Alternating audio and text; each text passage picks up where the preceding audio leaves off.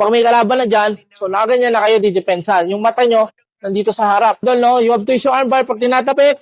No, hindi yan may steal. You have to use your arms, no? At the same time, Follow me on YouTube, Coach Ralph Lee number 11. so guys, may nagtanong, sabi niya, Coach, paano po ba ang pag-dribble pagka mayroong depensa? Nahihirapan daw kasi siya pag may kalaban na. So pag may kalaban ka na, idol, ang kailangan mong gawin, ball protection. And then you have to use your body to be able to protect the ball.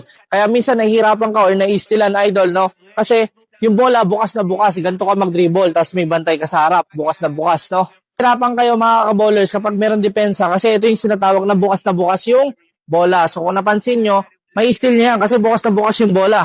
Diba? So anong kailangan nyo? You have to use your arm bars and then yung body nyo. Kapag may kalaban na sa harap, hindi na kayo ganito magdi-dribble, no? Naka-arm bars tayo, nakaganyan. At the same time, you have to use your body, no? So pag may kalaban na dyan, so nakaganyan na kayo didepensa. Yung mata nyo, nandito sa harap. Para kung merong kalaban, papasa nyo na, no? So kung mapapansin nyo, nakaprotect tayo ng bola. You have to use your arm bar pag tinatapik.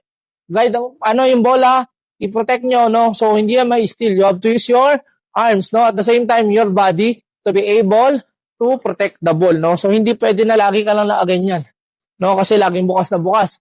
Nakaganyan ka, protect the ball. Pag meron ng ball, doon, libre, you can pass na using your right arm, no? So, yun, idol, yung tip ko sa inyo para hindi kayo maistilan or alam nyo na i-dribble nyo kapag may bantay sa harapan.